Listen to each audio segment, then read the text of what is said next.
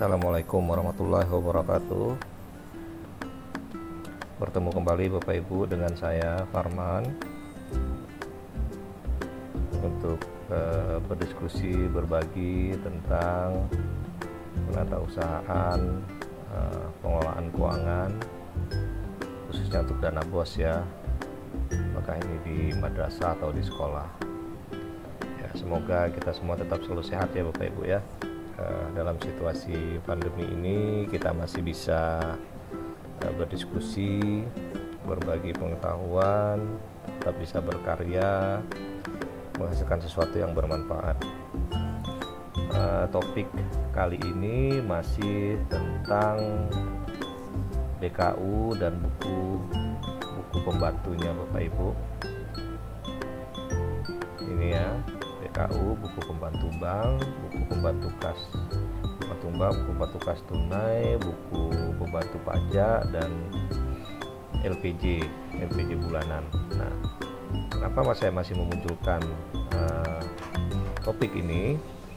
Sebenarnya di video sebelumnya saya sudah menjelaskan juga tentang ini gitu ya. Cuman simulasinya, Excelnya saya belum bikin yang terlalu lengkap.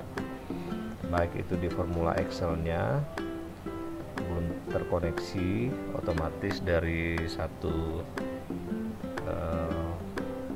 buku ke buku lainnya, dari BKU ke buku pembantunya, dari BKU ke LPJ-nya belum saya bikin secara terotomatisasi.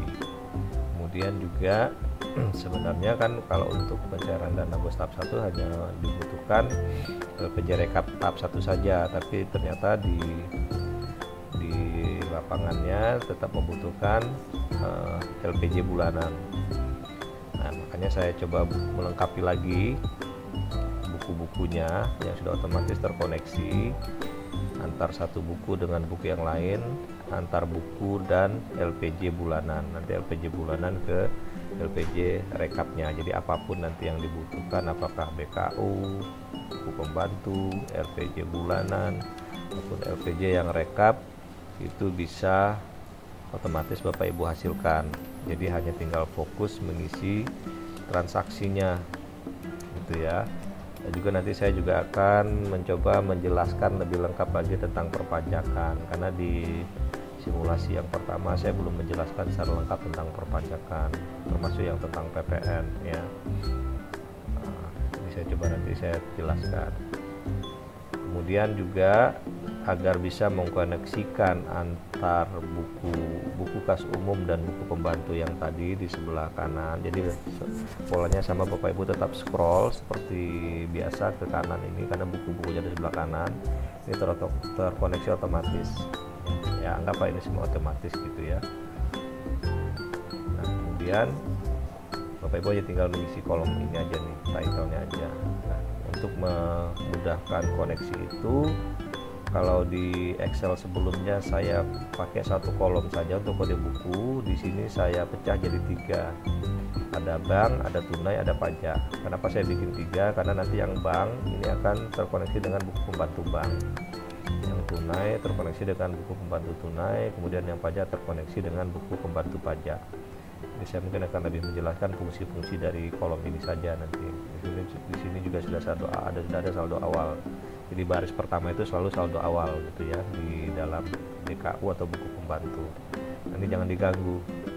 Ini biar aja di sini kita mulai transaksi selalu di baris berikutnya gitu ya. Nah, supaya biar dia bisa terkoneksi, di sini kan ada kode ini Bapak Ibu. Kode bukunya bank 1 untuk buku bank. Ini urutan transaksinya. Bank 1, bank 2, kemudian tunai 1 sampai seterusnya. Di sini saya bikin sampai 97. Ini ya, Bapak Ibu bisa lihat sampai 97 transaksi. Kemudian itu mencukupi itu transaksi sebulan. Karena kemarin saya tanya beberapa teman di madrasah, transaksi sebulan itu ada kira-kira 100 transaksi enggak? Rata-rata menyebutkan di bawah 100 transaksi gitu ya. Jadi kalau lebih ya tinggal Bapak Ibu copy paste saja ke bawahnya. Nah, kemudian pajak langsung otomatis pembantu pajaknya ini. Jadi yang ini, row yang ini dan yang ini jangan terhapus ya Bapak Ibu ya, ini karena ada rumusnya,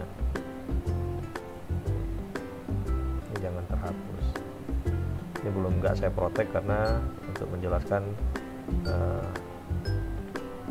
fungsi hubungan antar kolom ini gitu ya.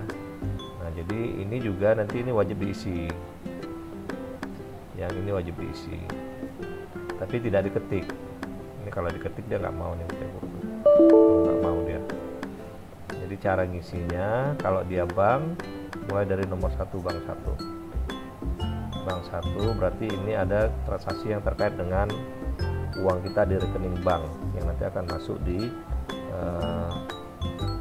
buku pembantu bank gitu ya. Misalnya kita isi tanggal 2 misalnya gitu ya, tanggal 1 kan masih libur ya. Misalnya ini kodenya 1, nomor bukti BM 001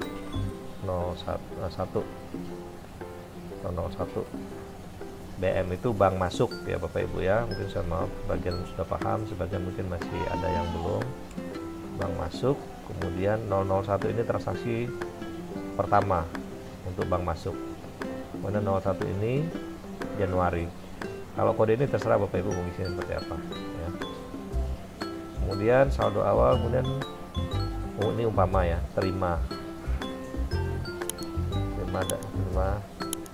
transfer gitu ya. Rasanya terserah, ini Bapak Ibu bisa narasikan sendiri. Kalau terima itu berarti di kolom penerimaan 10 misalnya gitu ya, 10 juta 1 juta misalnya gitu ya. Ini karena kita isinya di bank, berarti dia otomatis masuk di rekening buku pembantu bank. Kalau kolomnya bisa dilebarkan, sesuaikan nanti dengan narasi yang ada di situ ya. Tunai masuk nggak? Enggak, karena kita kan belum isi tunai. Nih, pajak masuk nggak? Karena belum kita isi pajaknya. Di LPJ udah masuk belum? Sudah masuk 100 juta otomatis. Ya, yang UP-nya juga di sini terisi otomatis. Sebenarnya UP ini untuk bendahara pemerintah Bapak Ibu. UP itu uang persediaan. Ya, tapi karena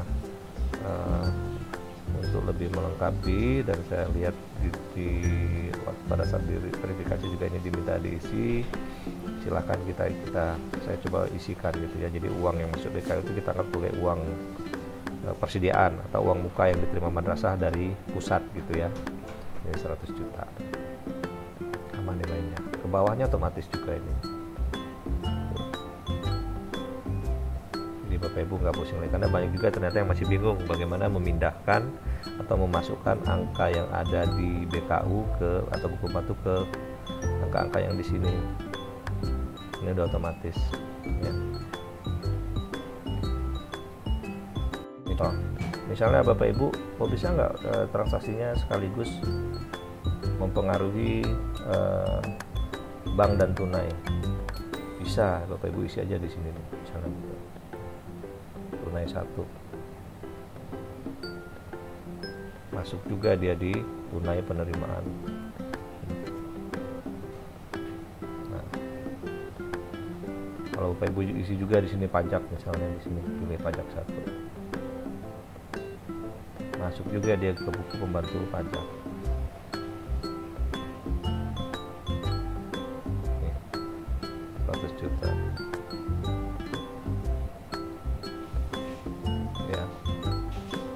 Itu cara mengisinya. Jadi Bapak Ibu hanya tinggal memilih urutannya aja gitu ya. Nanti kita lihat di contoh transaksi. Nah, cara menghilangkannya ini gimana sih Pak? Kalau udah terlanjur terpilih, tekan del aja nih Bapak Ibu, tekan del, dia hilang.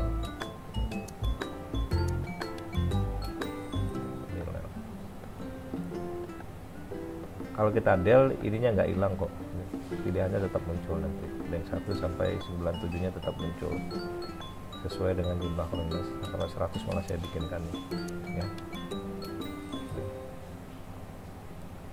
Nanti dari Januari otomatis terkoneksi ke Februari.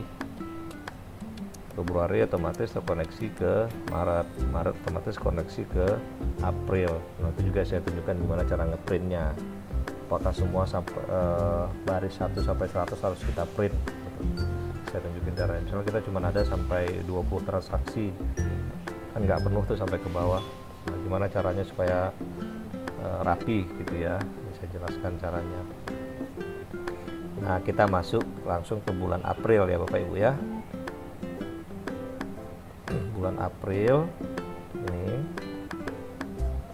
karena kan kemarin rata-rata menerima transfer pertama bulan April, dan ini sama kayak contoh simulasi saya yang pertama, tapi bedanya ini tadi nih, ini kolom untuk mengkoneksikan ke buku pembantu ya Bapak Ibu ya.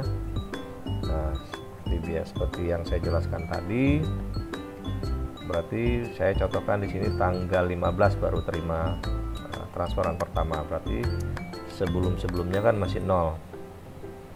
Saldo awal April juga kan berarti masih 0 gitu ya. Ya, kemudian tanggal 15 diterima nih. Terima, kalau mau ditambahkan di sini bisa juga. Ini terserah Bapak Ibu bikinnya Pak. Penerimaan dana bos tahap 1. Ya otomatis nanti akan sama nih relasinya dengan yang di sini. Ini dilebarin aja. Tuh. Atau mau dibikinnya sederhana, tahap 1. Nah, seperti itu ya. Otomatis masuk ke sininya ya sama tahap 1. Ya. Kemudian bagaimana caranya, flow-nya? Ini kita perbaiki dulu ya. Terima dana bos tahap 1. Nih, merasa ini menerimanya 100 juta, anggaplah 100 juta ya Bapak Ibu ya, contohnya. Nah, flow-nya gimana? Kan waktu terima itu kan masuk ke rekening bank masing-masing madrasah, makanya di sini bank dulu muncul Bapak Ibu. Nih, bank 1 ya, bank 1. Kemudian tanggal 15 diisi. Tunai dan pajaknya karena belum ada, jangan diisi dulu. Nomor kode terserah, nomor kode apakah mau dibikin urutan saja untuk melihat dalam 1 bulan berapa transaksi, bisa juga. Kemudian nomor bukti juga silahkan, karena kemarin juga banyak yang nanya, saya bikin kode saya sendiri bisa nggak Pak? Bisa, yang penting ininya disesuaikan dengan ini.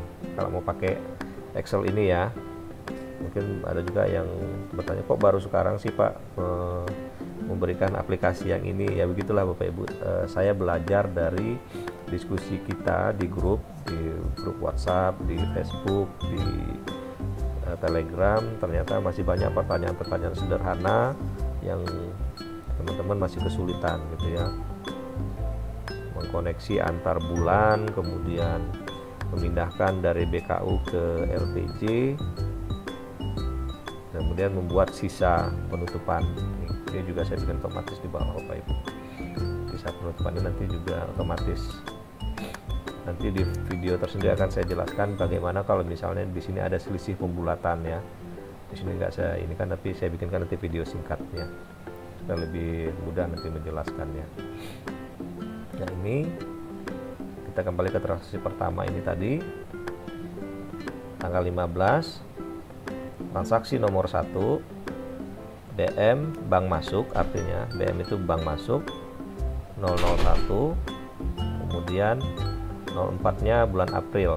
Ini saya tambahkan, kemarin ada juga Pak, bisa nggak diurutkannya per bulan? Boleh saja, ini saya sesuaikan nih dengan permintaan Bapak Ibu. Kalau dulu kan saya urutkan dari April sampai Juni itu berurutan gitu. Nah, ini saya bagi per bulan urutannya. Nanti di Mei mulai lagi dari 01 tapi titik 05 gitu. Ini ya.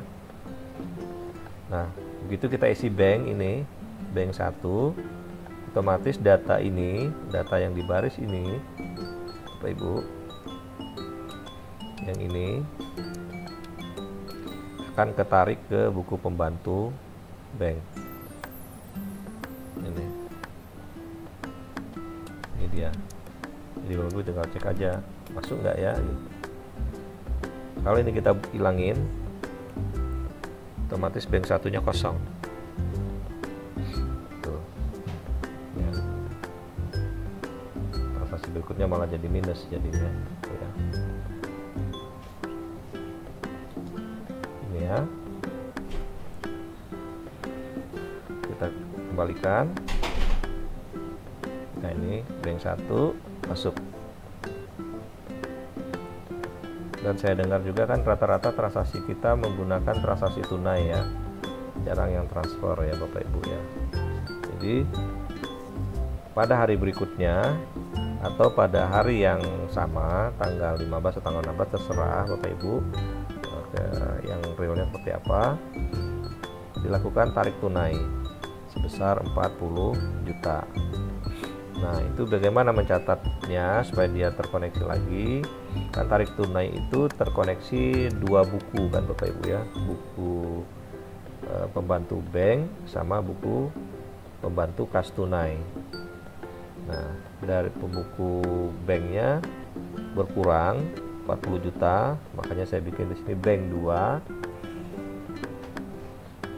tanggal 16. Transaksi kedua BK itu bank keluar, BK 001.04 40 juta keluar. Nah, karena kita bikin bank di sini nomor urut 2 baris kedua, otomatis di sini akan muncul nih di bank yang kedua.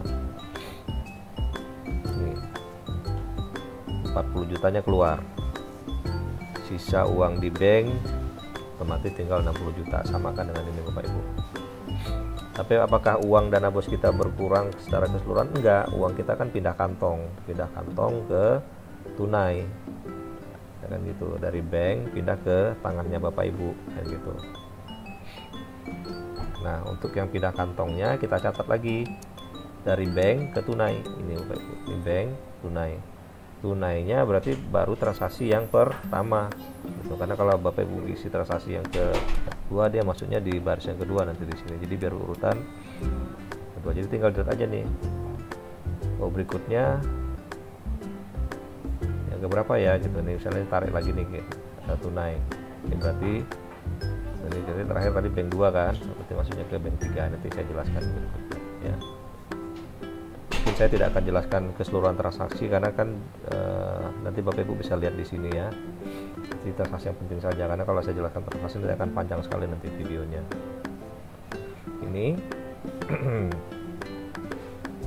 tunai 40 juta, uang kita kembali lagi sebesar 100 juta. Karena banyak juga yang nanya Pak, kenapa keluar masuk? Iya, keluar masuknya keluar dari bank masuk ke tunai. Jadi pindah kantong kalau saya bilang seperti itu. Nih, saldonya kembali 100, tapi terpecah dua.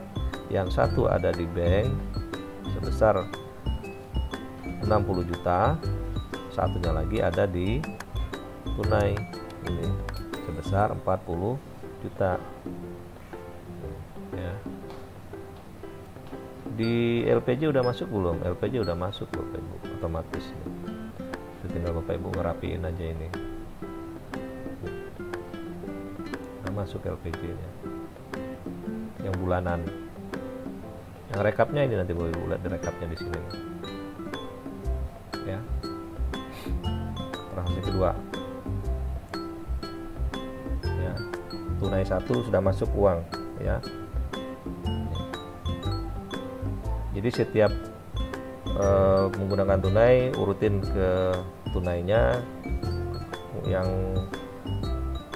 dengan bank juga urutin banknya. Kalau ada pajak nanti urutin pajaknya, nanti saya tunjukin ada nggak di sini nggak pajak ya, pajak nanti yang di bulan berikutnya ya. Nah ini ya tunai kedua setelah kita punya uang. Ini kan karena Januari Maret kan belum boleh dicatat Bapak Ibu karena uangnya belum masuk. Kan kita kan kalau yang namanya buku kas, namanya kan buku kas Bapak Ibu ya. Yang namanya buku kas itu berarti kalau kasnya udah diterima, udah masuk sebagai pendapatan. Nih, udah harus masuk dulu kasnya, baru kita bisa bertransaksi, baru kita bisa catat. Itu ya. Kalau kita catat di Januari ini ada tagihan Januari di BKU Januari minus nanti dia Bapak Ibu gitu. Ini malah jadi pertanyaan gitu ya. Tapi dipegang dulu tagihannya itu, setelah ada uang baru kita bayar gitu ya. Jadi di sini saya prioritaskan yang bayar tunggakan dulu nih. Ini kita lihat sampai transaksi berapa nih bayar tunggakan. Ini bayar Januari, Februari, Maret. Ini ya ATK. Kenapa ATK saya bikin per bulan? Sebenarnya bisa digabung Bapak Ibu. Cuman kalau ini untuk memperlihatkan dalam transaksi itu ada PPN-nya enggak? PPN itu kan kenanya 2 juta ya, 2 juta lebih pada PKP gitu ya. Tapi misalnya kalau 2 juta lebih pada yang bukan PKP nggak terhitung PPN-nya gitu. Tapi kalau 2 juta lebih dengan PKP dibuktikan dengan adanya e-faktur, itu berarti harus dibayar PPN-nya. Tapi di atas 2 juta dengan non PKP tidak perlu dihitung PPN-nya. Nanti ada tuh cara pencatatannya ya. Nanti juga akan saya buatkan video pendek khusus pencatatan PPN bagi madrasah negeri dengan madrasah swasta atau sekolah negeri dan sekolah swasta. Ini pembayaran ini langsung aja sekaligus ya Bapak ya, tunai 2, 3 dan 4. Ini khusus untuk bayar tagihan utang ATK kita nih, 4,5, 450.000, 500 sama 500 ya. Di total pun juga masih di bawah 2 juta. Jadi 2 juta itu 2 juta per kwitansinya Bapak Ibu ya. Kalau misalnya minggu ini beli 500, minggu depan beli 500, minggu depannya lagi beli 500, minggu depannya lagi beli 500 dalam bulan yang sama, itu kan digabung 2 juta itu. Tapi kan dia per minggu belinya 500, itu kan juga tidak objek PPN sepanjang memang tidak disengaja mau dipisah-pisah ya Bapak Ibu ya. Kan bisa saja nih triknya, ya udah kita bikin aja transaksinya terus di bawah 2 juta gitu ya. Nanti ada unsur kesengajaan memecah transaksi. Tapi kalau memang sesuai kebutuhan ya, kita mengatur cash manajemen kita, oh ya udah kita beli aja dulu 500 minggu ini, nanti gampang minggu depan beli lagi 500, minggu depan beli lagi 500. Nah, itu beda, nanti bisa dijelaskan ya. Nah, tunai 234 masuk nggak ke buku tunai? Kita lihat ya. Tunai 234 nih Bapak Ibu masuk. Sampai dengan tunai 4, sisa uang kita masih ada 38 juta ya. Nah, kita ini kan kena juga ketentuan yang saldo harian maksimal hanya 10 juta kan Bapak Ibu ya. Nah, jadi kita ngejarkan bayar-bayar dulu nih. Kita tarik agak banyak supaya kita bisa bayarkan utang-utang nih. Ini juga nih tunai 5 dibayar biaya listrik Januari sampai dengan Maret. Ini saya gabung karena di dalamnya kan tidak ada penghitungan pajak gitu ya. Laporan pajak kan sudah di dalam bondnya itu 2.100.000. Bank tunai 5 nih 2.100.000. Kemudian tunai 6 bayar internet dan telepon Januari Maret 2.300.000 nih, 2.300.000 tunai 6. Tunai 7 PDAM Januari sampai Maret juga. Saya pisahkan dari April Bapak Ibu, karena April itu kan bulan berjalan. Kalau Januari Maret itu kan tunggakan istilahnya. Nih. PDAM 7. Jadi Bapak Ibu langsung lihat nih tunai berapa masuk nggak, tunai berapa masuk nggak, atau bank berapa masuk nggak ya. 8. Nah, bayar honor nih yang penting juga ini, honor yang tertunggak. Nah, ini saya akan jelaskan lebih detail sedikit. Sama sih seperti yang sebelumnya, dibayar 5 orang untuk PTK, honor bulanan ya, honor bulanan. Kemudian per bulannya 1.500.000. Nah, kalau PTKT kan berarti dia pegawai tetapnya madrasah, karena ciri-cirinya apa? Karena dia terima gajinya bulanan, walaupun namanya honor gitu ya, tapi dia terimanya bulanan. Itu berarti penghasilan tetapnya. Nah, kalau dia berpenghasilan tetap, pegawai tetap, jatuh penghitungan pajaknya adalah PTKP ya. Jadi pajak PPh 21 kan ada yang ada yang PTKP progresif, ada yang final gitu ya. Kalau misalnya penghasilan tambahan, honor kegiatan, dia kenanya final, nanti ada contohnya. Nah, ini karena 1.500.000 per bulan ini. 1.500.000, sementara PTKP per bulannya 4.500.000.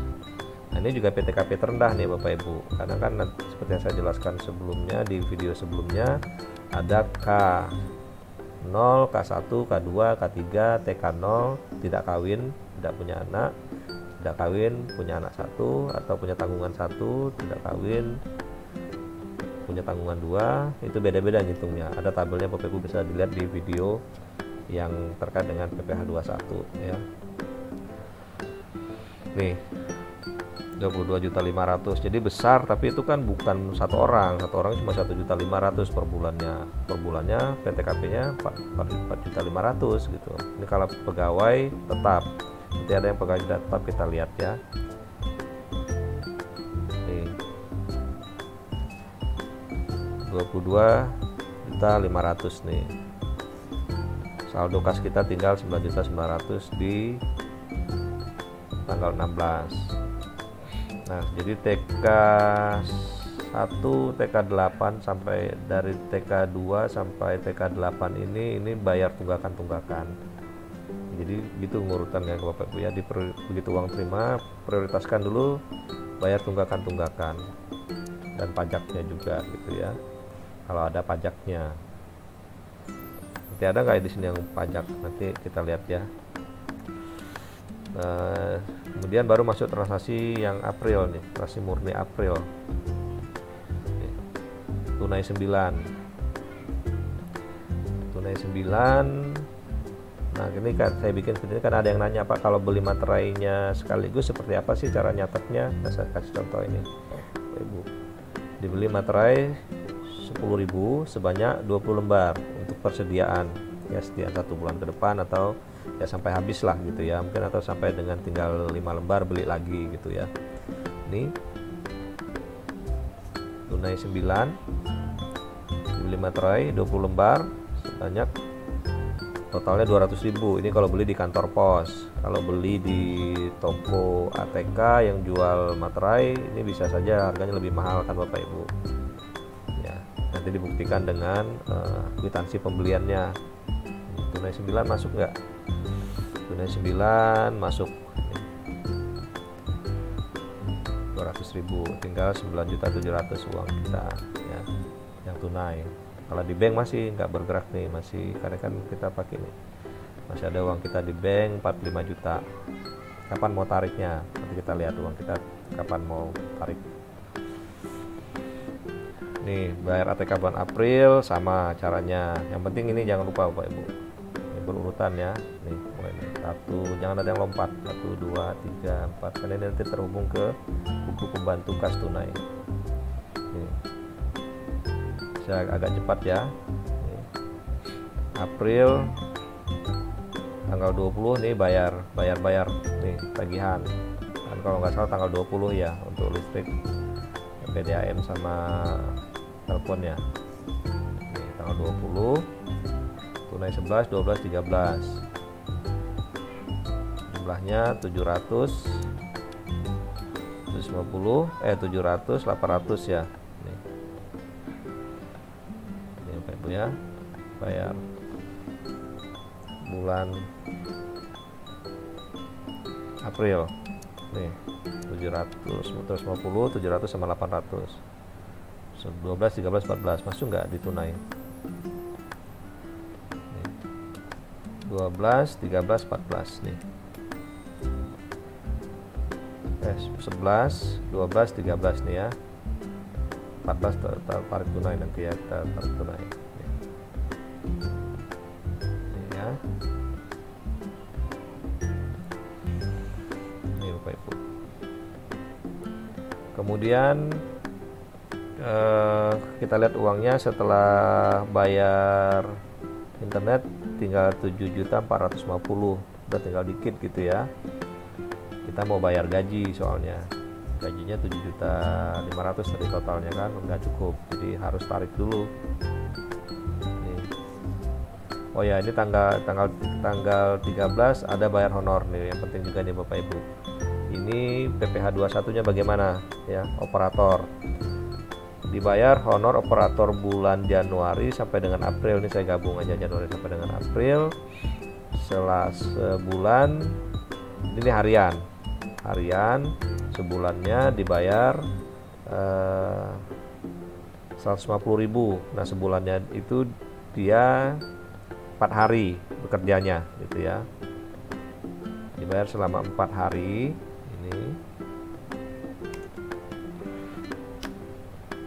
Ini ya Pak Ibu ya. Kalau dia muncul kayak gini itu jadi general aja Pak Ibu ya. Operator berstatus sebagai pegawai tidak tetap, ini penting Bapak Ibu. Status ini penting dijelaskan karena ini menentukan pajaknya nanti apakah PTKP atau kenanya outsourcing 50% dari honor yang dia terima. Kalau dia pegawai tidak tetap, dibayarnya harian, ada PTKP harian. Ini PTKP harian itu 450.000 per hari, itu ya, per hari Bapak Ibu ya, bukan dikali total 4 kan. Kalau ini 4 hari 150.000 kan 600.000, bukan 600.000 dikurang 450.000, tapi seharinya kan 150.000. 150.000 dibandingkan dengan PTKP 450.000 berarti kan masih di bawah PTKP. Nah, bagaimana kalau dia outsourcing operator ini? Kalau dia outsourcing kan berarti bukan pegawai. Jadi pegawai itu ada dua, pegawai tetap, pegawai tidak tetap. Nah, nanti dilihat di SK Camatnya. Jadi sebaiknya operator ini ada SK-nya juga, SK Camatnya statusnya apa. Kalau statusnya pegawai tidak tetap, dia penghitungan PPh 21-nya menggunakan PTKP. Tapi kalau dia outsourcing itu kenanya final. Final itu outsourcing bukan pegawai, kenanya 50% dikali ini honor yang dia terima. Berarti 75.000 dikali tarif pajak. Tarif pajaknya berapa? 5%. Jadi berapapun gajinya dikali 50% dikali 5%. Jadi rumusnya begini nih Pak Ibu. Kalau dia outsourcing ya, rumusnya 150.000 per hari dikali 50% dikali tarif pajak 5%. Tuh. Berapa dia itu ya? Kita hitung.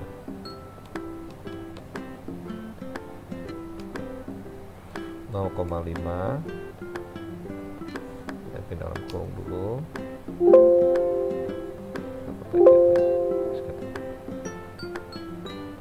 Ini aja.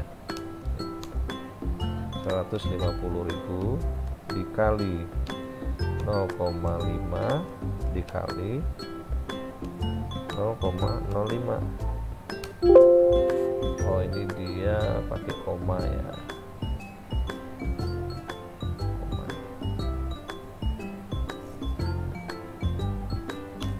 Tuh 3.750. Kecil memang Bapak Ibu, tapi itulah aturan karena status dia bukan pegawai, outsource, kena PPh final 3.750. Nah, nanti bayar ke ininya berapa nih? 150. Coba. Bapak Ibu bayarnya ke ininya 146.250. Bingung lagi kan, harus pembulatan lagi nih kalau kayak gini gitu. Nah, itu yang paling penting itu di situ memahami ini Bapak Ibu. Kalau status kepegawaian itu berpengaruh terhadap pajak yang dikenakan. Misalnya nih, saya tambahin lagi penjelasan saya. Guru-guru yang terima honor 1.500.000 ini ternyata ada honor kegiatan. Nih, honor kegiatan. Saya tambah sedikit penjelasannya. Nanti ada di YouTube. Honor kegiatan. Walaupun per kegiatannya cuma 75.000 misalnya nih. Ini dikali dengan 5% final. Seperti itu ngalikan. Karena ini penghasilan tambahan. Misalnya nih di antara 5 orang ini guru atau PTK ini ada lagi sebagai pelatih ekskul atau ya pelatih ekskul, harusnya dia nggak terima honor atau bendahara deh, ya, bendahara bos misalnya gitu. Terima honor lagi berapa misalnya 125 kali 5% lagi Bapak Ibu, karena penghasilan tambahan yang PTKP cuma yang ini penghasilan utamanya ya. Ini yang perlu diperhitungkan, makanya saya kemarin itu menyarankan di video yang satu lagi, kalau dia pegawai tetap ada tugas-tugas tambahan sebagai bendahara bos, sebagai pelatih ekskul, sebagai guru BP, atau terlibat di honor kegiatan, dibikin saja formulasi gaji berdasarkan beban kerja. Jadi kena PTKP bulanan sepanjang di bawah 4,5 juta, nggak kena pajak semuanya gitu. Misalnya guru A dengan beban kerja sekian dapatnya 1.750.000 seperti itu. Guru B dapatnya 1.650. Cara menghitung beban kerja itu dikembalikan kepada masing-masing. Ada contoh, saya kasih videonya, Bapak Ibu bisa lihat. Guru C dapatnya 1.500.000 seperti itu. Ini semuanya per bulan. Rumusnya gitu aja Bapak Ibu. Sepanjang dia rumusnya per bulan, ini semuanya dibikin per bulan begini. Tapi sudah diakumulasi semua di dalamnya di sini. Ini lebih simpel ngitung pajaknya. Nah, semuanya kena PTKP. PTKP yang paling basic itu kan 4.500.000. Semuanya di bawah PTKP kan. Nah, berarti ini tidak potong PTH 21. Nah, karena ini udah masuk beban kerja, jadi nggak usah lagi mikirin oh dia honor bendahara, honor kegiatan, honor lain-lain, nggak pusing lagi mikirinnya. Oh yaudah, pokoknya Bapak Ibu tahunya tugas utamanya ngajar, kemudian jadi guru ekskul, kemudian ikut terlibat dalam kegiatan. Bapak guru A terimanya 1.750, sepakat, deal, oke, dibuatkan SK-nya. Guru B juga begitu, guru C juga begitu. Nah, itu. Nah, jadi lebih praktis menghitung pajak PPh 21-nya gitu ya. Detailnya ada di video saya yang terkait dengan penghasilan berdasarkan beban kerja. Nah ini, jadi bulan April itu ada berapa transaksi? Ada 18 transaksi ini. 18 transaksi. Sebagian tarik tunai nih, kemarin tadi kita tarik tunai Bapak Ibu ya. Waktu tarik tunai ini sama kayak begini nih. Tarik tunai ini sama, catatnya 2 ini. Ini tarik tunai ini. Bank, ini bank 3, bank 2, ini bank 3. Nih.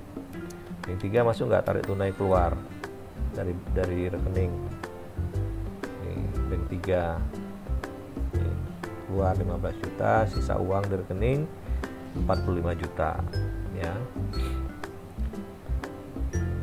Sampai dengan bayar gaji. Saya bikin gajinya tanggal akhir bulan. ya. Tapi terserah nanti di masing-masing madrasah gajiannya per tanggal berapa, kebijakan dari masing-masing. Nah, saldo BKU kita 57.550.000 per tanggal 30. Kita lihat nih tanggal 30 adanya di mana aja nih 57, 550 ini. 45 juta ada di, kita lihat di bawah ya. Ini 45 juta ada di bank dan 12.550 ada di kas tunai. Masih lebih dari 10 juta sebenarnya ini. Masih belum sesuai dengan ketentuan harusnya ini. Totalnya 57 kan, 57.550 ya, nih 57.550. Kita bisa lihat sama nggak dengan di BKU 57.550. Kemudian tutup BKU nya nih 57.550 saldo BKU.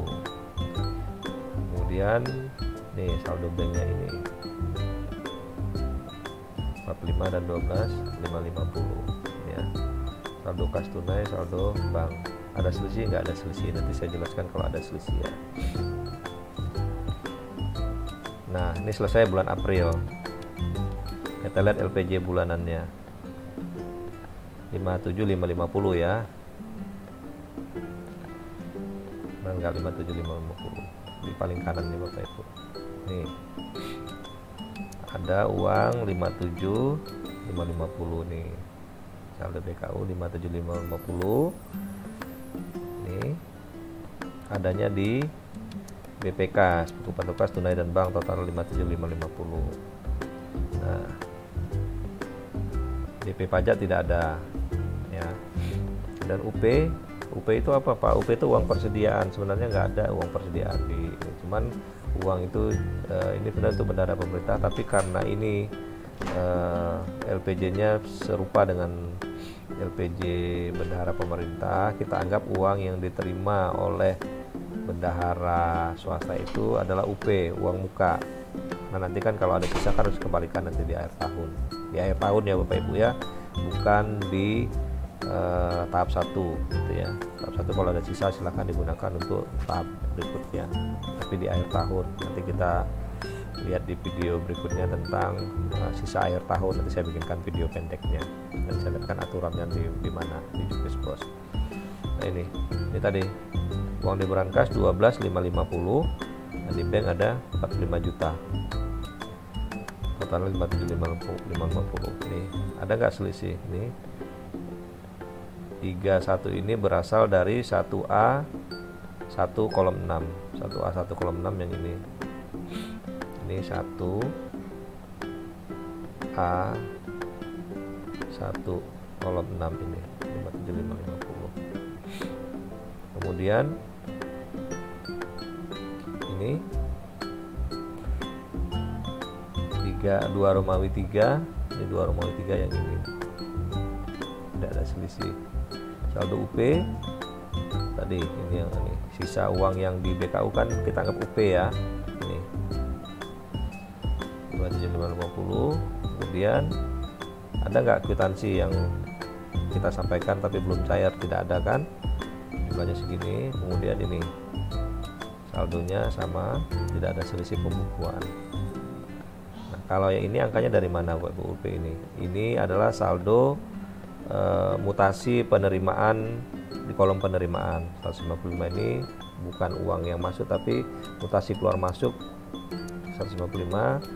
Kemudian ini mutasi keluarnya, ini selisih apa saldonya gitu ya. Ini Bapak Ibu, ini juga udah link, jangan ke delete aja ini ya. Nah, selesai bulan April. Selesai bulan April, Pak, ini kan kalau mau cetak kan kepanjangan ini Pak, sampai dengan baris ini. Gimana cara mau praktis kalau mau cetak? Saya tunjukin caranya Bapak Ibu ya. Untuk mau cetak BKU, ini kan ada menu filter nih Bapak Ibu. Ini menu filter namanya nih. Ini. yang di baris 8 ini yang ada panah ini namanya menu filter. Beda dengan yang di sini tadi. Kalau ini kan di samping sini. Tapi kalau dipindahkan kan dia nggak muncul. Kalau dipindahkan nggak muncul. Kalau ini kan dia muncul terus nih. Ini menu filter namanya. Bapak Ibu, filter dari kolom tanggal. Ini ya. Filter dari kolom tanggal. Ini. Kemudian ini kan di checklist semua. Yang blank, kalau di checklist tandanya dimunculin Bapak Ibu. Yang blank kan berarti yang kosong. Yang blank tuh dihilangin checklistnya. Dihilangkan checklistnya, berarti yang kolom row kosong itu dihilangkan. Ya, kita lihat ya.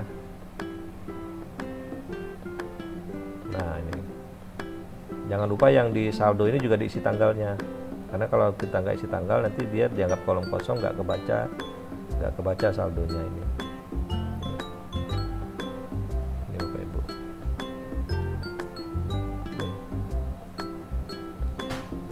Ini 57, 550. Terdiri dari nih Bapak Ibu, tinggal caranya biar gampang, tinggal di print ini aja nih Bapak Ibu ya. Saya kasih tunjuk nih. Ini di blog, mungkin sudah mengerti ya kalau cara ngeprint. Jadi nggak perlu digaris lagi di bawahnya nih. Tinggal di print, tinggal ini nih. Page layout, set print area, nih set print area. Nanti kalau Bapak Ibu set aja nanti lihat nih orientationnya nih, orientationnya landscape apa potret, landscape. Nah, tinggal lihat di print previewnya, ini ya, print, lihat di previewnya. Nah ini previewnya masih perlu diikan.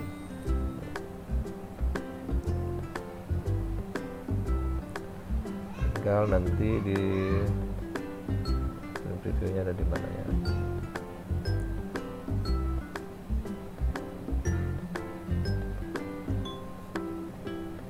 Nih di previewnya page setupnya nih Bapak Ibu. Landscape, kemudian nih kalau mau di feed to page ini ya, nih kecilan enggak?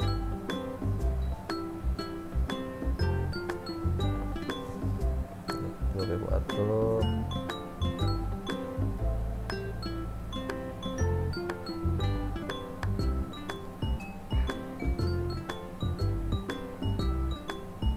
Ini page setupnya nih.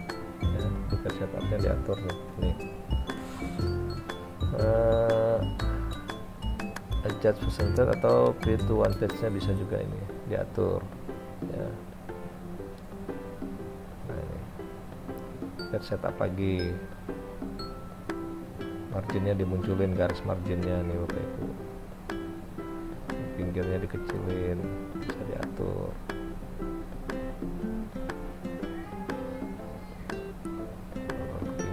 Tinggal diatur ya ke setupnya, atau nanti persentasenya bisa diperbesar, adjust tuh berapa persen misalnya, margin ya, ini pokoknya Bapak Ibu bisa atur ya, kanannya juga.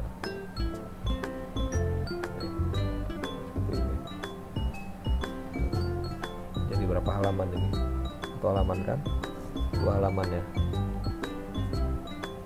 4 halaman. Jelas diatur di page setup ini Bapak Ibu ya. Jadi berapa persen? 70%. Masih 2 halaman, kelihatan di sini 2 halaman. Nah, maksimal kali ya. Ini coba. Nah, page setup. Mana dia biar ini, biar bagus. Play horizontally. Nah tuh di tengah. Nah tinggal diatur tentu ya cara ngeprintnya. Oke. Nah kalau sudah, ini bisa juga yang buku pembantu juga bisa nih di print, udah sesuai nih karena dia sama bawahnya. Kalau sudah, lihat yang LPG-nya kepotong karena kan tadi kepotong di situ. Kalau mau ngeprint LPG ya kembaliin lagi filternya tadi ke yang normal. Caranya kembali ke filter. Ini tanda menandakan filternya aktif. Ini Bapak Ibu, muncul gambar ini nih, corong ya. Kalau ini kan dia nggak aktif. Ini diklik lagi. Ini di select all lagi aja. Nah, baru ke kalau mau ngoper LPG tinggal diatur LPG-nya sama seperti tadi. Page layout, print setupnya diatur. Ini ya. Ini tinggal atur. Tapi angkanya sudah tinggal di print. Itu ya. Bulan Mei tadi saldo ada berapa tadi? 50 berapa tadi ya? Saldo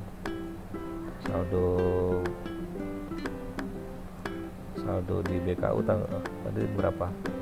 57550 Mei. Lihat di Mei. Ini BKU-nya. Nih. 57550. Nih. Saya jelaskan beberapa transaksi yang penting ya Bapak Ibu supaya nanti bisa dilihat. Nih dibayar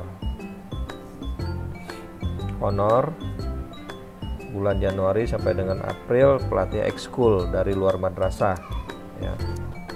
Pelatih ekskul dibayar secara harian 150.000 sehari selama 5 hari dalam sebulan, berarti 5 hari dikali 150 dikali 4 bulan. Nih ya Bapak Ibu rumusnya nih. 4 bulan 150.000 sehari 5 hari dalam sebulan ya, dapatnya 3 juta. Nah kemudian dia ada pajaknya apa enggak ya gitu. Ini dibayar tunai, jadi dipilih tunai Bapak Ibu, dibayar tunai. Pajaknya final yang saya sebutkan tadi, karena ini bukan pegawai dari luar madrasah dan bukan ASN gitu ya. Kalau ASN nanti lihat golongan lagi. Tapi kalau sekarang aturan terbaru ASN-nya kalau yang dari Kemenak nggak bisa dibayarkan honornya karena ada aturan dari SPM-nya gitu ya. Nah, cara ngitungnya dari 3 juta yang dibayarkan kena final 50% dari 3 juta dikali 5% 75 juta. Ini baru potongnya. Nah, kapan setornya? Nanti kita lihat kapan disetornya. Ya. Karena kan kalau yang dipotong bulan Mei itu paling lambat setornya tanggal berapa? Bapak Ibu, tanggal 10 bulan berikutnya. PPh 21 kan masih bisa. Nah, ini karena dia potong pajak, jadi tunai dipilih juga. Kemudian pajak dipilih karena kan terkait dengan pajak nih. Jangan lupa nih pilih dua-duanya. Kalau pilih salah satu nanti nggak masuk di tunainya. Jadi bayar bersihnya kan sebenarnya segini yang Bapak Ibu bayarkan. 2925 ini yang dibayarkan. 75.000-nya kan Bapak Ibu potong, simpan lagi. Gitu ya. Makanya masuk ke penerimaan. Gitu ya, ini. Nih. Tunai 1 masuk nggak? Ini tunai 1 3 juta. Kemudian potong pajaknya tunai 2 ini 75 masuk ke penerimaan. Kemudian karena dia pajak ini harus masuk ke buku pembantu pajak. Nih pajaknya masuk ke pajak 1. Mana pajak 1 ini? Ini pajak 1 75.000. Ada saldonya. Nah, yang penting juga nih di transaksi berikutnya nih. Beli laptop. Beli laptop untuk kegiatan belajar mengajar ke penjual yang berstatus sebagai PKP. Ya. Kalau dia penjualnya berstatus sebagai PKP, Bapak Ibu tidak wajib pungut, tapi membayar PPN-nya. Cara penghitungannya, harga laptopnya 7 juta, PPN 10% 700.000, berarti total harganya 7.700.000. Dilampiri dengan e-faktur. Ini Bapak Ibu e-faktur. Faktur disediakan. Kalau dia tidak bisa menerbitkan e-faktur, tanyakan toko ini statusnya PKP atau non PKP. Kalau dia non PKP, mintakan surat pernyataan sebagai non PKP-nya, dan ini tidak perlu diperhitungkan, Bapak Ibu. Nah, itu yang minggu lalu, yang di video sebelumnya saya belum menjelaskan secara detail ya. Ini, jadi bayarnya cuma ini kalau dia non PKP, tapi harus ada surat pernyataan sebagai non PKP. Tapi kalau dia PKP, ada e-faktur, bayarnya segini ya Bapak Ibu ya. Nah, ini 7.700.000 ini tunai masuk di tunai berapa tadi nih, tunai 3. Kita tinggal lihat aja tunai 3 masuk nggak. Ini tunai 3 7.700.000 nih. Narasinya juga udah masuk nih. Kemudian nah, untuk catat PPN-nya seperti apa kalau swasta. Sementara swasta itu tidak wajib pungut dan harganya dibayarkan langsung nih ke sini. Jadi tidak kita pungut. Kalau dia negeri dipungut 700-nya ini dibayarkan cuma 7 juta gitu. Kalau ada fakturnya nanti kita benarannya yang setor gitu ya. Itu Bapak Ibu ya. Nah, kemudian gimana cara nyatatnya? Kalau dia Bapak Ibu dari swasta bukan wajib pungut, tapi membayarkan. Jadi cara mencatatnya di BKU, nanti saya buatkan video sendiri ya khusus yang ini, biar nanti Bapak Ibu bisa lihat khusus. Karena kita cuma membayarkan, kita tidak memungut, tapi harus masuk ke buku pembantu pajak, dibayarkan sekaligus masuk kolom penerimaan dan pengeluaran ini.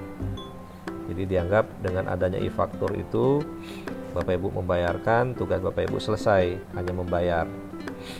Nih, jadi tidak ada kewajiban untuk menyetor, ya, hanya membayarkan ke si penjual. Si penjual yang melakukan penyetoran setelah menghitung pajak keluaran, pajak masukannya, gitu ya. Karena Bapak Ibu juga nggak bisa minta bukti setor ke si penjual, karena dia tidak disetor per pemungutan, tapi dia memperhitungkan pajak keluaran, pajak masukan. Selisihnya itulah yang dia setorkan gitu. Kalau ada selisih kurang, tapi kalau selisih lebih ya dia minta restitusi PPN-nya gitu. Nah, itu yang perlu dipahami tentang PPN. Nah, ini karena tunai dan pajak masuk di buku pembantu. Tunai ini tunai berapa tadi? Tunai 4 ya, ini 700. Kemudian buku pembantu pajak juga masuk 700. Nih. 0 lagi ya. Saldonya tetap 75.000 yang belum kita setor ke kas negara. Sisa uang kita tinggal berapa ini setelah bayar ini tunai 3. Kita lihat setelah tunai 4 ya. Setelah tunai 4 sisa uang ada berapa ini? Oh, tinggal 1.900.000. Oh, perlu tarik lagi tunai sesuaikan dengan kebutuhan. Nah, ini ada beberapa yang terkait perpajakan saya masukin Bapak Ibu. Ini saya akan jelaskan lebih detail ya. Ini tarik tunai sama tadi tunai ini bank 1, bank 2 nih. Balik ke bank 1 karena ini per bulan diurutkan lagi ya Bapak Ibu ya. Tunainya mengikuti urutan itu, tunai 4 berarti tunai 5 ya. Tarik tunai. Jadi ini walaupun bank 1 di sini tidak tunai 1 ya Bapak Ibu, tapi ikutin urutan ini ya. Bank 1 tunai 5 urutannya. Karena ini kan belum ada bank di atasnya. Jadi balik ke bank 1. Ini pilih bank 1. Jadi di bank keluar, ini banknya keluar, bank satunya keluar 20 juta. Sisa saldo kita tinggal 25 juta di bank. Kemudian bank berapa tadi? Bank 5 ya. Bank 5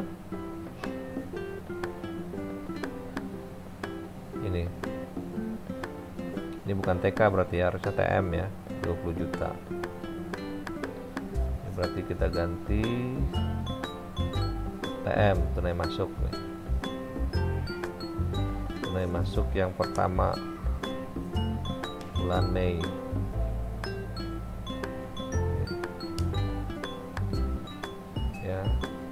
berarti ada sekali tunai masuk di bulan Mei.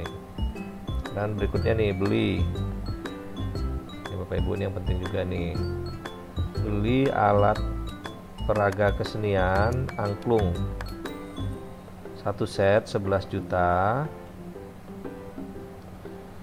penjual berstatus bukan PKP sehingga PPN tidak diperhitungkan dan dibayarkan. Surat pernyataan sebagai non PKP bermaterai dan tangan di penjual tersedia. Jadi syaratnya harus minta ini Bapak Ibu, surat pernyataan. Nah, ada teman yang menyatakan, Pak, kok jadi ribet amat sih Pak gitu. Nah, itulah aturan gitu ya. Aturan yang kalau dia sebagai PKP ada syaratnya, yaitu e-faktur. Kalau dia non PKP ada syaratnya, ada surat pernyataan sebagai non PKP-nya. Kalau Bapak Ibu tidak minta ini dan tidak membayarkan PPN-nya, akan dipertanyakan dari mana tahunya dia sebagai non PKP. Atau di sini Bapak Ibu bayarkan 700-nya tapi tidak minta e-faktur. Ditanya juga, kenapa bayar PPN? Dari mana tahunya dia sebagai PKP kalau tidak ada e-fakturnya? Jangan nanti masuk kantongnya dia gitu, kantongnya si penjual, tidak dia perhitungkan sebagai keluaran pajak masukan karena dia bukan PKP gitu. Nah, itu yang harus, itu prinsip kehati-hatian dan ketaatan terhadap peraturan perundang-undangan Bapak Ibu. Jadi mohon maaf, bukan untuk mempersulit kita semua dalam implementasi, tapi ya begitulah. Setiap transaksi yang kita lakukan ada aspek perpajakan yang harus kita perhatikan. Ya, kalau beli berarti itu aspeknya PPh 22 PPN. Nah, ada syaratnya, ada di video saya yang sebelumnya atau di Q&A yang lalu gitu ya. Kalau bayar honor, jasa atau fee PPh 21 atau PPh 23. Nah, ada lagi kan Bapak Ibu, contohnya nih di transaksi berikutnya. Ini cara postingnya udah tahu ya, tunai 6 masuk di tunai 6 gitu ya. Nih, dibayar fotokopi, ini juga sering nih jadi pertanyaan. Fotokopi untuk soal ujian sebesar 1 juta ya. Fotokopi dilakukan pada usaha fotokopi perorangan, bukan badan usaha. Ini untuk clue atau tanda dia nanti menjadi objek pajak apa Bapak Ibu. Kalau Bapak Ibu fotokopi di badan usaha ya, itu kena PPh 23 jasa fotokopi, atau yang saya sebutkan di Q&A kemarin kena di jasa lainnya PPh 23.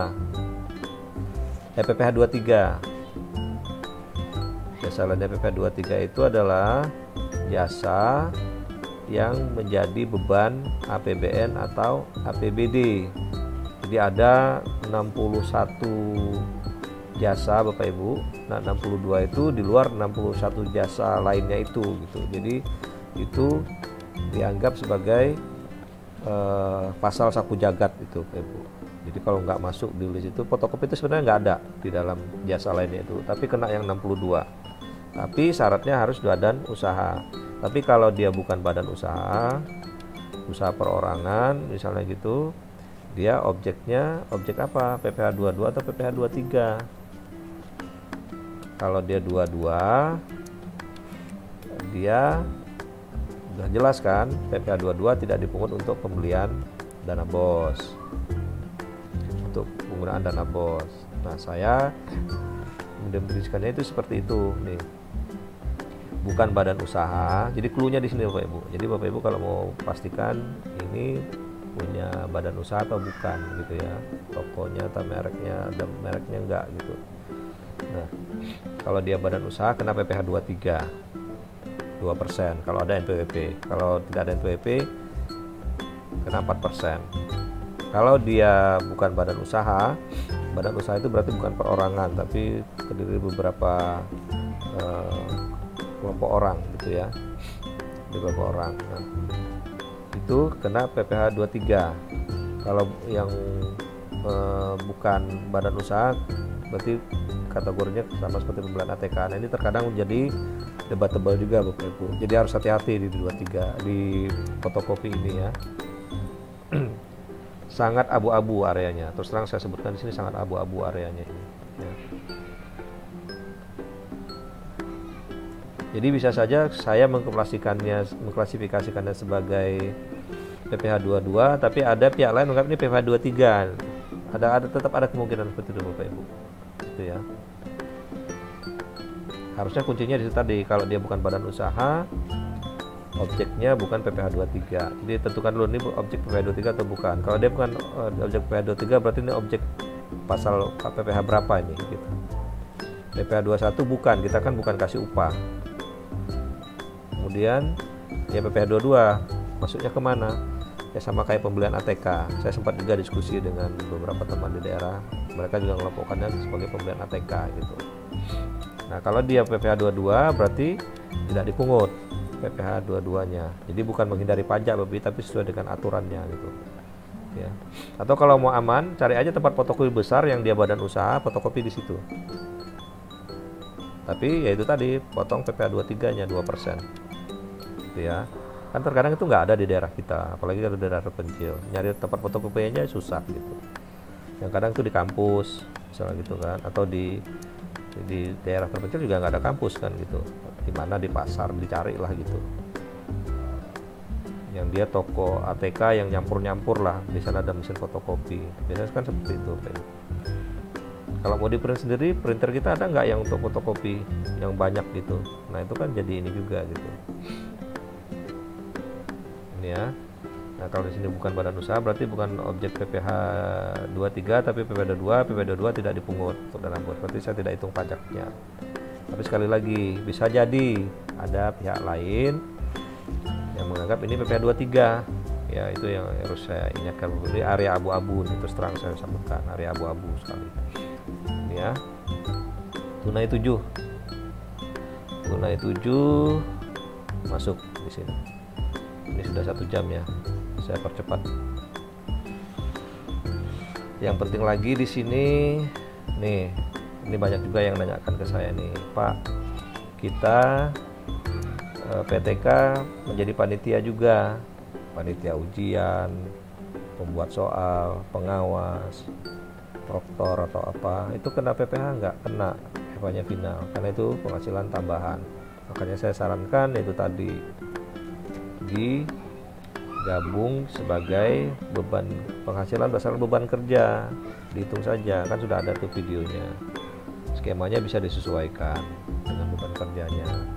Siapa yang beban kerjanya paling tinggi dan paling senior, diurutkan tuh beban kerjanya, jadi dia dapat gaji bulanannya paling tinggi. Dan berikutnya siapa lagi beban kerjanya, senioritasnya, dapat gaji berapa, urutkan begitu terus. Jadi cuma ada satu skema penggajian, yaitu penggajian bulanan. Nah, jadi GBPNS rutin berdasarkan beban kerja. Karena ada juga yang nanya ke saya di RKAM, kok di RKAM nggak ada Pak komponen untuk honor bendahara bos? Nggak ada, kita masukkannya sebagai honor rutin GBPNS, masukkan ke dalam situ. Dia sebagai guru, merangkap sebagai bendahara bos, guru BP, ekskul, beban kerjanya kan nambah itu. Hitung beban kerjanya gitu. Ya. Nah, kemudian nih, kena pajak final. Nih. 150.000 per orang per kegiatan, ada 5 orang. Nih. Kecil memang Bapak Ibu, 150.000 dikali 5% final cuma 7.500, dikali 5 orang 37.500. Tapi kembali lagi, itulah aturan Bapak Ibu harus potong. Dibayarnya berapa? Ya 150.000 dikurangi 7.500 per orang gitu. Itu yang harus dibayarkan, itu yang nilai bersih yang dibayarkan. Ini tunai. Untuk yang pajak, karena dibayarnya tunai, tadi masuk tunai, karena waktu potong berarti masuk sebagai penerimaan dulu. Ini ya, mau ingat ya Bapak ya, kuncinya waktu potong itu masuk ke penerimaan dulu. Jadi ya itu tadi rumusnya, karena kan 150 ya 150. Kenapa sih masuk penerimaan lagi Pak? Nih saya jelaskan lagi. 7.500. Yang dibayarkan itu ke yang menerima kan 142.500. Yang 7.500-nya kan Bapak Ibu tarik lagi tunainya, tersimpan di uang kas tunai Bapak Ibu, makanya masuk lagi dia ke penerimaan. Karena kita harus catatnya gross, tidak catat net 142.500 kan, tapi kita catatnya 150. Itu konsep mencatat gross itu pendapatan Bapak Ibu ya. Jadi karena dia tunai dan terkait dengan pajak, berarti harus masuk di buku tunai dan di buku pajak. Nih, tunai 9 nih, dan pajak 3. Pajak 3 mana pajak 3? Ini pajak 3. Ini Pak Ibu. Tadi ada potongan pajak yang belum kita setorkan sebesar 112.500 ya, 500 rupiah. 112.500 rupiah ini Bapak Ibu. Ini yang belum disetorkan. Boleh nggak seperti ini Pak? Belum kita setorkan, termasuk yang tanggal 3 ini belum kita setorkan. Boleh, karena paling lambat penyetoran itu kan tanggal 10 bulan berikutnya. Nanti kalau Bapak Ibu potong Mei, Juni tanggal 10 paling lambat harus disetorkan ya, harus disetorkan. Ini yang penting kayaknya bulan Mei itu ya, yang lain sama ini tadi ya. Sengaja saya munculin supaya tadi Bapak Ibu bisa lihat, yang lain sama. Ini bayar terakhir itu bayar gaji tanggal 31 bulan Mei. Sisa uang di PKU 25 juta 62.500. Ada di mana aja? Nih, 25.000 ada di saldo bank, 62.500 ada di kas tunai. Oh, tinggal dikit kas tunai kita, gitu ya. Ini. Cara mengeprint tadi sama, di filter di sini, filter di sini ya.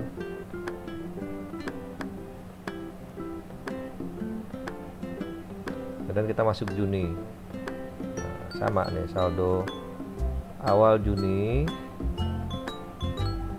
25 juta 62.500, 25 jutanya ada di bank, rekening bank, kemudian 62.500 ada di kas tunai. Tinggal dikit uang kas tunai, tarik lagi ya, tarik lagi 15 juta tanggal 1-nya. Nanti bareng lagi nih Camat dengan bendahara ke bank lagi, tarik sama nih bank sama tunai ini. Kemudian tadi kan ada saldo pajak ya, saldo pajak 112.500 supaya jangan kelupaan. Nah, lihat nih saldo pajaknya masih ada 11.500 nih tanggal 1. Oh, setor dulu deh biar nggak kelupaan. Kita setor dulu Bapak Ibu nih. Setornya dari tunai 112.500 dan pajak. Jadi, kalau kita setornya secara tunai ya, kantor pos atau kemana, kan masih bisa setor tunai Bapak Ibu pajak. Tapi bisa juga lewat online, transfer rekening gitu ya. Setor pajak bulan Mei 112.500 saya gabungkan saja ini. Kemudian di tunainya berkurang 12.500 karena kita sudah setor, dan di pajak juga berkurang karena kita sudah setor nih ya. Kemudian ini ada apa lagi nih pajak, nanti kita lihat ya.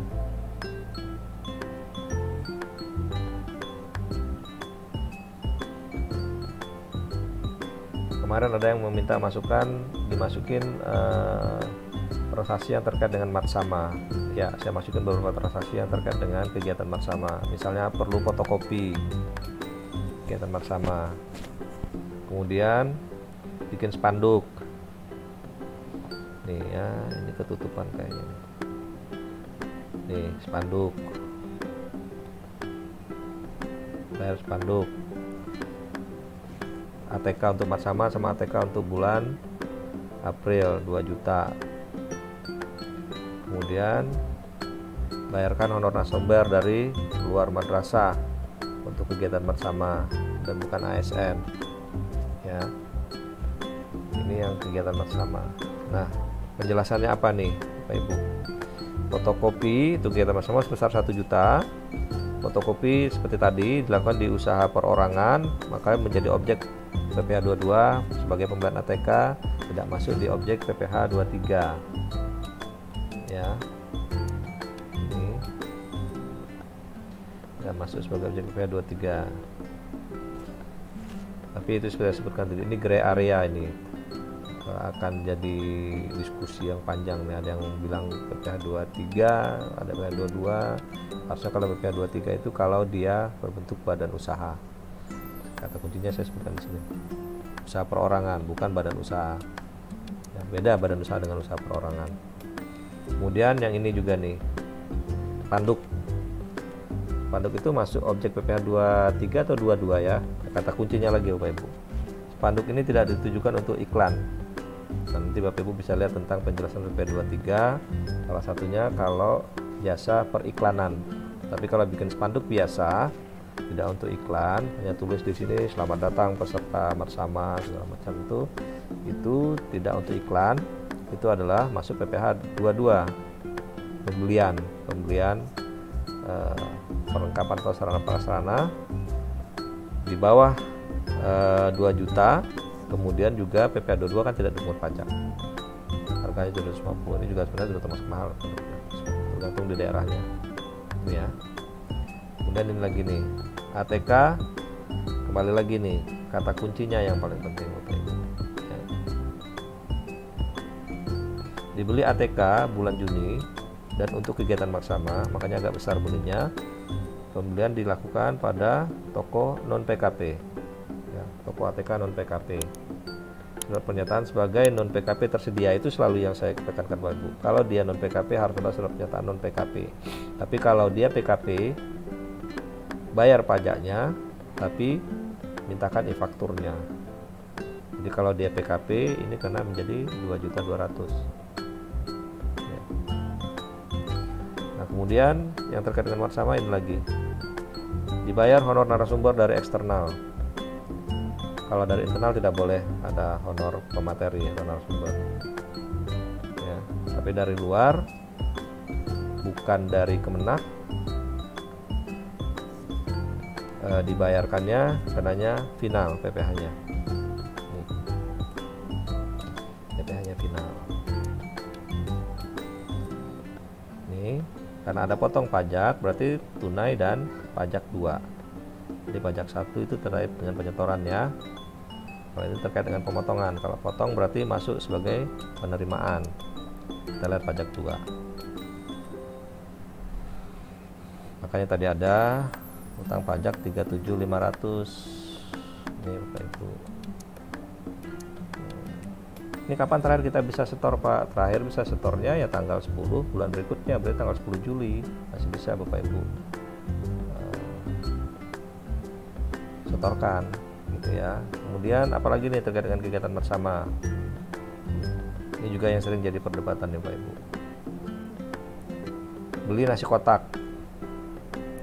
Beli nasi kotak di rumah makan sederhana untuk kegiatan bersama, harga per kotaknya ya. Harga per kotaknya adalah 25.000. Nasi kotak dibeli pada rumah makan, bukan usaha catering atau tata boga. Jadi bedakan Bapak Ibu ya. Kemarin kan sudah saya jelaskan juga tuh. Nanti akan dijelaskan lagi di Q&A berikutnya. Usaha catering itu seperti apa? Gitu ya. Kalau rumah makan itu bukan usaha catering. Dibeli nasi kotak tidak masuk objek PPh 23, tapi masuk ke objek PPh 22. Kemudian lagi, kalau 23 kan final kena 2% dari nilai pembelian. Nah, kalau karena dia PPh 22 itu kan 2 juta. Dan yang lebih penting lagi, semua pembelian dengan dana BOS tidak dipungut PPh 22, jadi nggak kena PPh 22 Bapak Ibu ya. Kemudian beli snack, kan biasanya kan untuk kegiatan bersama itu mungkin sampai sore gitu ya, sampai siang lah, beli nasi kotak sama snacknya gitu. Snack 50 snack juga dibeli di toko kue Ibu Teti. Ibu Teti ini cuma punya toko kue, bukan usaha catering Taboga ya. Nah, itu juga tidak objek PPh 23 tapi PPh 22 yang tidak dipungut untuk dana BOS ya, karena tidak ada hitung pajak di sini. Nah, di situ klarifikasinya Bapak Ibu. Jadi tolong dibaca ininya secara lengkap nih. Jadi jangan dilihat di atasnya aja, tapi dilihat sampai penjelasannya. Saya sengaja masukin penjelasannya di sini ya.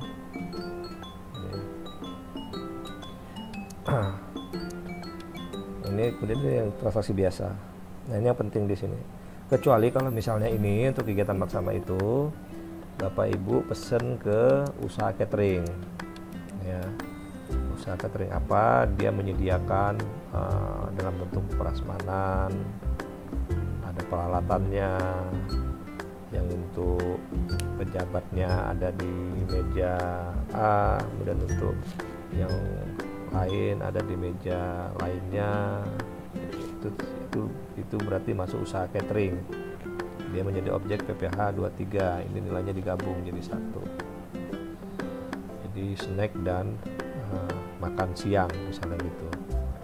Jadi bukan beli nasi kotak, tapi pembelian makan snack dan makan siang gitu ya, pada usaha catering apa gitu ya.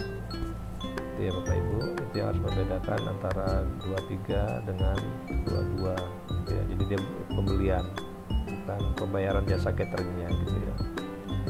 Nah ini Juli ada sisa 92.37.500. Nah, 92.37.500 ini berapa persen dari total sisa, total dana yang diterima? Nih kita lihat ya. Boleh nggak ada sisa? Tahap 1 itu boleh ada sisa di tahap 1.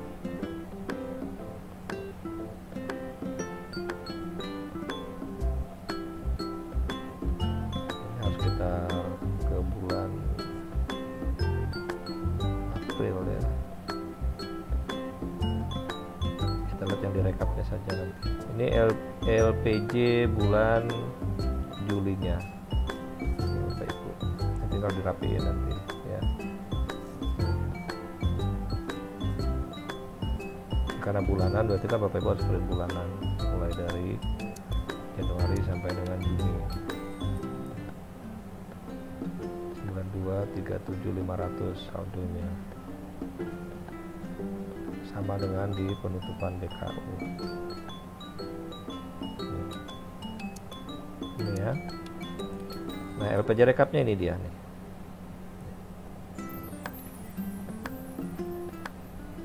Jadi nggak ada masalah kalau ada yang minta LPJ bulanan atau yang minta LPJ rekap Bapak Ibu. Sebenarnya di awal kita persyaratkan hanya LPJ rekap, tapi nggak apa-apa, itu lebih detail melihatnya Bapak Ibu. Berapa persen ya sisanya? Sisanya tinggal 9%, berarti di bawah 20% boleh ada sisa 1%, nanti tinggal direncanakan di tahap berikutnya. Nah, di bulan berikutnya saya masukkan beberapa contoh transaksi juga ya.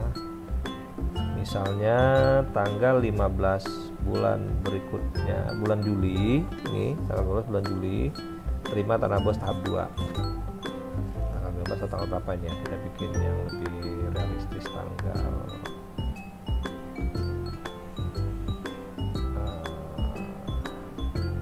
nggak apa-apa lah, tanggal 15 ya, mudah-mudahan on time, atau tanggal 20 misalnya gitu. Karena kalau saya ubah di bawahnya merubah lagi, dari tanggal 15 aja. Jadi sesuaikan aja tanggalnya Bapak Ibu terima.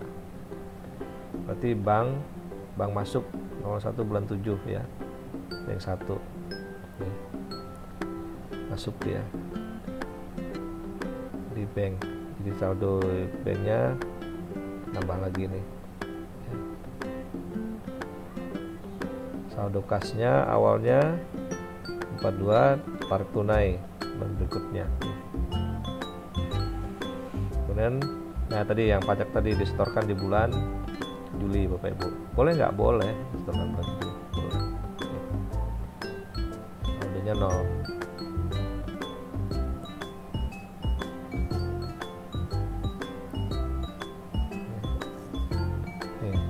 Nol di sini LPJ-nya. LPJ Juni ada saldo BP pajak nggak? Kita lihat ya di LPJ Juni.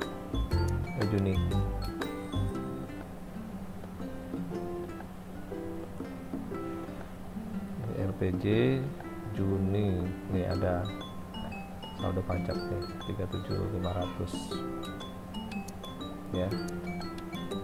Kemudian yang penting di sini lagi apa ya? Kalau yang bulan Juli ini pembelian buku nilainya besar nih Bapak Ibu. Ini sengaja saya besarin nih. Pembelian buku 12 juta. Nah, yang paling penting itu di sini Pak Ibu, pembelian buku mata pelajaran itu dibebaskan dari PPN, jadi tidak perlu hitung PPN-nya, tidak perlu minta e-fakturnya, gitu ya. Ini. Yang lain sama, bayar gaji. Ini saya bikin sampai bulan Agustus untuk melihatkan bahwa LPJ bulan Agustus juga sudah otomatis nih masuk. Jadi silakan Bapak Ibu lanjutkan nanti. Kemudian ada juga LPJ rekap nih yang kurang kelihatan nih. Bulan Desember nanti. Cuma saya nggak tahu apakah nanti masih diperlukan LPJ tahap 2 karena kan untuk Januari apakah untuk transfer tahap 1 tahun berikutnya apakah membutuhkan LPJ tahap 2 tahun 2021 atau gimana, tapi ini saya siapkan aja dokumennya, nanti Bapak Ibu bisa lihat lagi di sini gitu ya. Ini sampai dengan Desember belum saya bikin, silahkan dilanjutkan. Nanti kalau Bapak Ibu mau menggunakan ini kita bisa konsultasi atau diskusi nanti kalau sudah tahap 2 sudah diterima ya. Ini saya bikinkan khusus terutama teman-teman yang masih kesulitan dalam membuat BKU. Silahkan kalau misalnya BKU berikutnya mau melanjutkan pakai BKU ini, misalnya ya bulan Juli Bapak Ibu mau bikin pakai dengan format ini misalnya gitu, karena yang Juni udah selesai kan. Caranya gimana? Caranya Bapak Ibu tinggal isi yang bulan Juli. Bulan Juli caranya kalau dia saldonya di sini 0, ketik aja saldo 0 di sini Bapak Ibu. Di 0 kan aja saldonya di sini. Nih, seperti itu.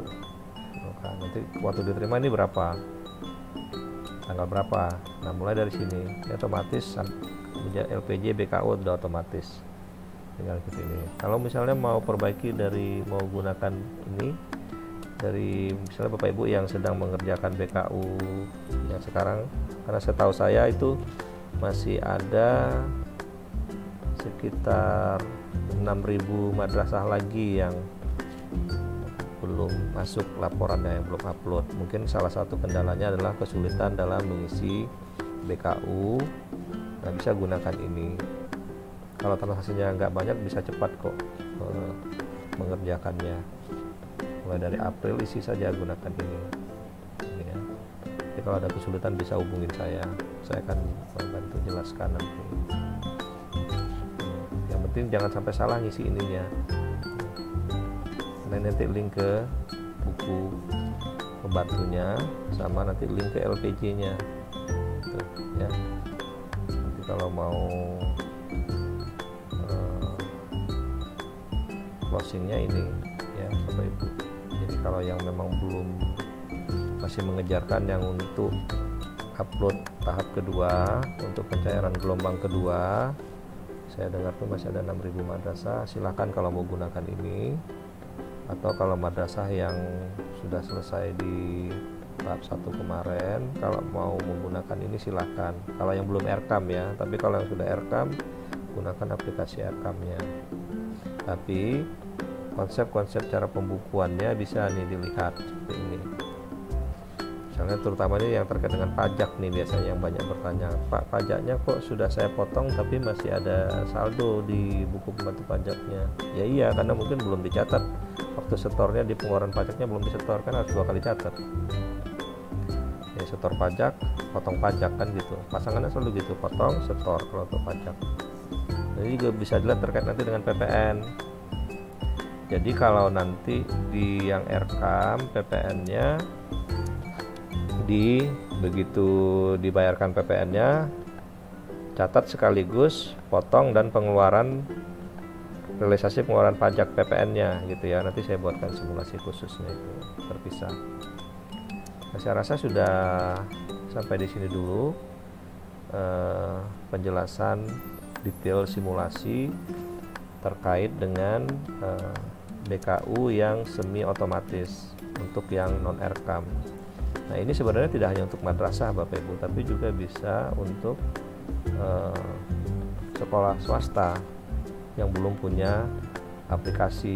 Kalau sekolah negeri biasanya kan sudah punya SIPD, Sistem Informasi Keuangan Daerah, SIKD-nya. Kalau sekolah negeri kan sudah punya SAS Silabi kan, gitu ya. Tinggal mungkin prinsip-prinsip akuntansinya yang bisa dilihat di sini ya. Saya rasa itu saja Bapak Ibu, ini sudah 1,5 jam. Mudah-mudahan ini bisa memberikan manfaat untuk kita semua, terutama yang belum mempunyai BKU. Silahkan nanti kalau ada pertanyaan bisa kita diskusikan terkait dengan perpajakan juga. Ini mudah-mudahan bisa lebih detail. Mohon maaf yang sebelumnya saya belum menjelaskan terlalu detail, khususnya yang ya semualah, PPh 21, 22 sudah clear, tidak perlu potong, kemudian PPh 23, dan yang penting itu PPN, karena PPN itu kan kita tidak pungut, tapi dalam kondisi tertentu kalau di PKP kita harus bayar PPN-nya. Nah, itu yang perlu diperhatikan ya Bapak Ibu ya. Saya rasa cukup penjelasannya, mudah-mudahan ini bermanfaat.